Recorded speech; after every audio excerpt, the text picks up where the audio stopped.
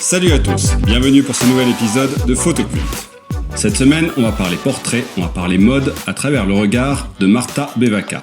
Cette jeune photographe de 29 ans navigue entre Rome et Paris. Elle choisit la mode et on retrouve dans son travail des influences telles que Sarah Moon ou Paolo Roversi. Chaque femme a une histoire à raconter, nous dit-elle. La narration est sans doute ce qui donne une cohérence à l'ensemble de son œuvre. Marta Bevaka s'inspire de la nature, des livres, de la musique, des détails que l'on croise dans la rue. Des histoires à raconter, de beauté, de tristesse, de mélancolie, laissant libre cours à l'imagination du spectateur. Voici donc le livre Here or There au NHP Éditions. Tous les liens seront dans la description.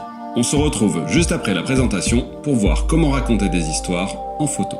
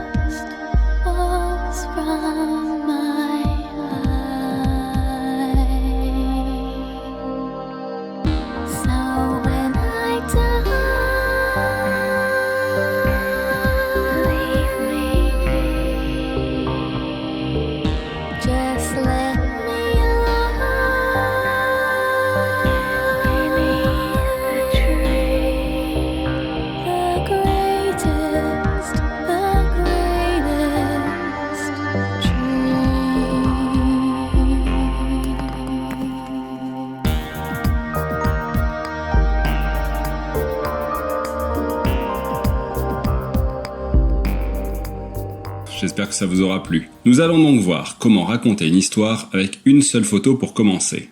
La bouche est fine, pastel, très légèrement maquillée, elle exprime la jeunesse et la pureté. En travers, la cicatrice vient déchirer cette harmonie. Cela parle de souffrance, ces plaies qui laissent des traces à vie, mais aussi de force et de fierté. On sent, au-dessus de cette bouche, un regard digne, tourné vers l'avenir. Un simple détail sur la photo, et ce plan rapproché en dit bien davantage sur la personne qu'une photo en pied. Raconter une histoire avec deux photos. Ici, on est clairement dans le narratif et un peu moins le portrait. Sur cette première image, la jeune femme est à l'arrêt, les bras chargés. Le panier au sol ne peut pas être le sien. Il vient de se passer quelque chose, sans doute assez grave, pour que la personne à qui appartenait le panier n'ait pas eu le temps de le ramasser. Un pot de confiture est renversé au sol. On le retrouve sur la deuxième photo. Si elle était seule, cette photo n'aurait pas du tout le même impact. Si elle était accompagnée d'une autre image, comme un enfant au coin par exemple, elle n'aurait évidemment pas le même sens. C'est un effet de cinéma démontré par Kuleshov. Je vous mets un lien dans la description pour ceux qui veulent en savoir plus. Ici, à côté de la première image, elle vient appuyer le propos de soudaineté et de violence, peut-être une allégorie du sang versé. 4 photos rassemblées et on a maintenant quasiment un storyboard. Une fille s'agite, elle semble fragile, dans un élément qui n'est pas le sien. Les mains implorent de l'aide, puis elles prient. Les pieds se débattent, et le regard cherche le spectateur comme un témoin. L'ambiance floue mêle fantaisie et onirisme, sans tomber dans des clichés faciles de la photo subaquatique. Le changement de teinte et de luminosité sur la dernière photo laisse entrevoir qu'un dénouement heureux est possible. Merci à tous, pensez à vous abonner, un pouce bleu ça fait plaisir, et partagez la culture photo autour de vous. Si vous avez raté les premiers épisodes, suivez le lien dans le coin. À bientôt.